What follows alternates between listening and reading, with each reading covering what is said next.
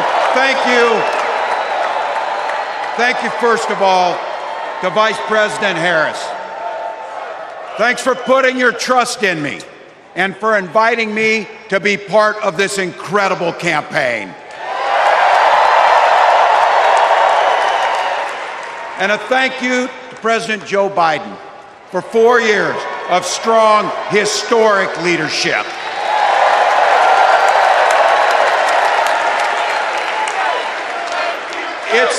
It's the honor of my life to accept your nomination for Vice President of the United States.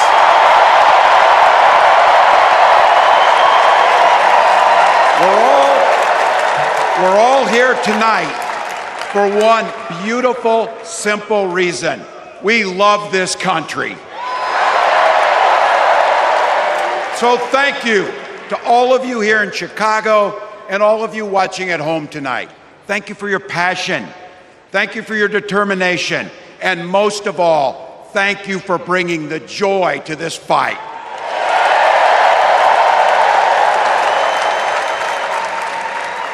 Now, I grew up in Butte, Nebraska, a town of 400 people. I had 24 kids in my high school class, and none of them went to Yale. But I'll tell you what, growing up in a small town like that, you learn how to take care of each other. That family down the road, they may not think like you do. They may not pray like you do. They may not love like you do, but they're your neighbors. And you look out for them, and they look out for you. Everybody belongs, and everybody has a responsibility to contribute. For me, it was serving in the Army National Guard. I joined up 2 days after my 17th birthday, and I proudly wore our nation's uniform for 24 years. My dad, a Korean War era Army veteran, died of lung cancer a couple years later. He left behind a mountain of medical debt. Thank God for Social Security survivor benefits. And thank God for the GI Bill that allowed my dad and me to go to college, and millions of other Americans. Eventually, like the rest of my family, I fell in love with teaching. Three out of 4 of us married teachers. I wound up teaching social studies and coaching football at Mankato West High School. Go Scarlets! We ran a 44 defense. We played through to the whistle on every single play, and we even won a state championship. Never closed the yearbook, people. But it was those players and my students who inspired me to run for Congress. They saw in me what I had hoped to instill in them, a commitment to the common good, an understanding that we're all in this together, and the belief that a single person can make a real difference for their neighbors. So there I was, a 40-something high school teacher with little kids, 0 political experience, and no money, running in a deep red district. But you know what? Never underestimate a public school teacher. Never.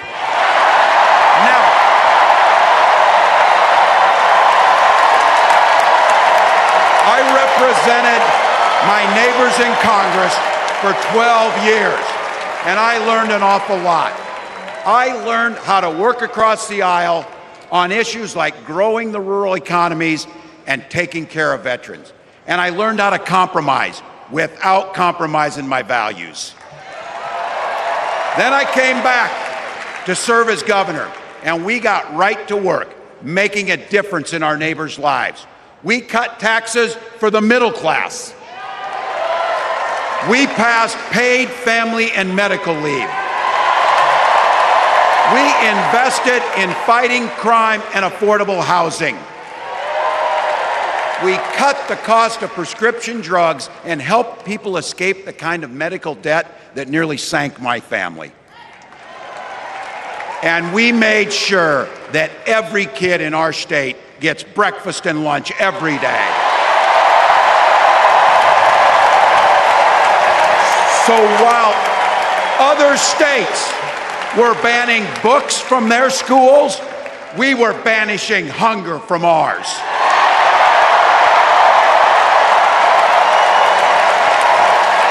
We also protected reproductive freedom because in Minnesota, we respect our neighbors and the personal choices they make. And even if we wouldn't make those same choices for ourselves, we've got a golden rule. Mind your own damn business.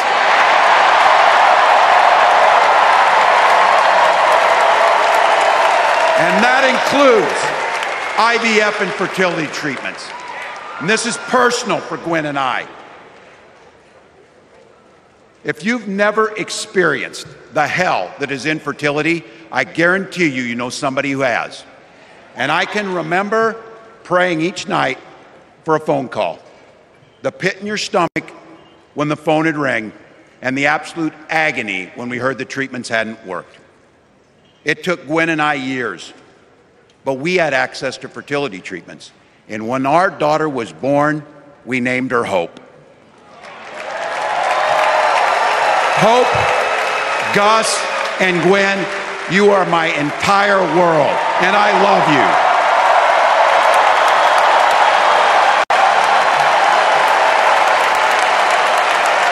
I'm letting you in on how we started a family because this is a big part about what this election is about. Freedom. When Republicans use the word freedom, they mean that the government should be free to invade your doctor's office. Corporations free to pollute your air and water. And banks free to take advantage of customers. But when we Democrats talk about freedom, we mean the freedom to make a better life for yourself and the people that you love. Freedom to make your own health care decisions. And yeah, your kids' freedom to go to school without worrying about being shot dead in the hall. Look, I know guns.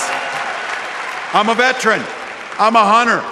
And I was a better shot than most Republicans in Congress, and I got the trophies to prove it. But I'm also a dad. I believe in the Second Amendment, but I also believe our first responsibility is to keep our kids safe.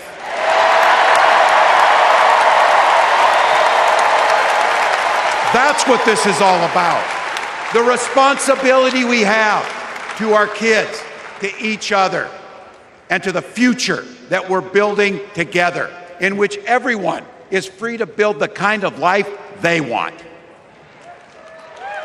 But not everyone has that same sense of responsibility. Some folks just don't understand what it takes to be a good neighbor. Take Donald Trump and J.D. Vance. Their Project 2025 will make things much, much harder for people who are just trying to live their lives. They spent a lot of time pretending they know nothing about this. But look, I coached high school football long enough to know, and trust me on this, when somebody takes the time to draw up a playbook, they're going to use it.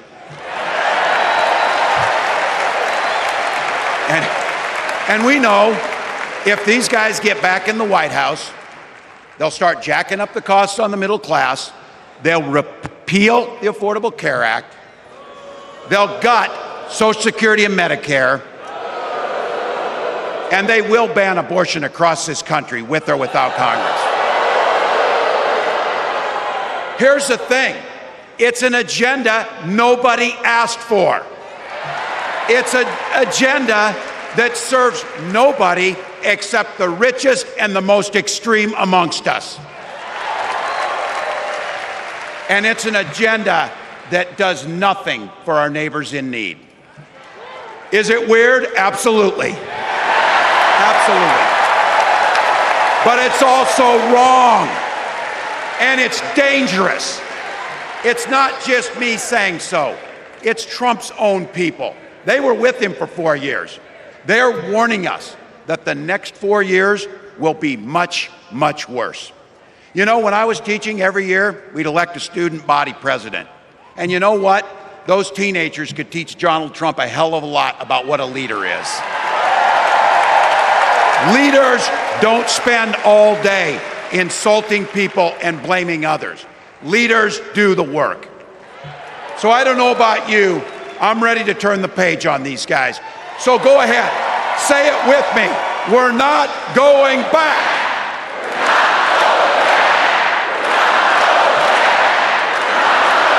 We've got something better to offer the American people. It starts with our candidate, Kamala Harris. From her first day as a prosecutor, as a district attorney, as an attorney general, as a United States senator, and then our vice president, she's fought on the side of the American people. She's taken on the predators and fraudsters. She's taken down the transnational gangs, and she stood up to powerful corporate interests. She has never hesitated to reach across that aisle if it meant improving your lives.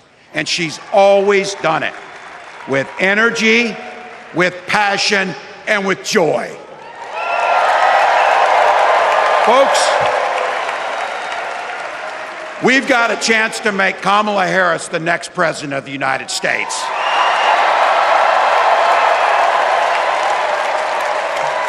But I think we owe it to the American people to tell them exactly what she'd do as president before we ask them for their votes. So here, this is the part, clip and save it and send it to your undecided relatives so they know. If you're a middle-class family or a family trying to get into the middle class, Kamala Harris is going to cut your taxes. If you're getting squeezed by prescription drug prices, Kamala Harris is going to take on Big Pharma. If you're hoping to buy a home, Kamala Harris is going to help make it more affordable. And no matter who you are, Kamala Harris is going to stand up and fight for your freedom to live the life that you want to lead. Because that's what we want for ourselves, and it's what we want for our neighbors. You know, you might not know it, but I haven't given a lot of big speeches like this. But I have given a lot of pep talks. So let me finish with this, team. It's the fourth quarter. We're down a field goal, but we're on offense and we've got the ball. We're driving down the field. And boy, do we have the right team. Kamala Harris is tough. Kamala Harris is experienced, and Kamala Harris is ready. Our job for everyone watching is to get in the trenches and do the blocking and tackling. 1 inch at a time, 1 yard at a time, 1 phone call at a time, 1 door knock at a time, 1 $5 donation at a time. Look, we got 76 days. That's nothing. There'll be time to sleep when you're dead. We're going to leave it on the field. That's how we'll keep moving forward. That's how we'll turn the page on Donald Trump. That's how we'll build a country where workers come first. Healthcare and housing are human rights. And the government stays the hell out of your bedroom.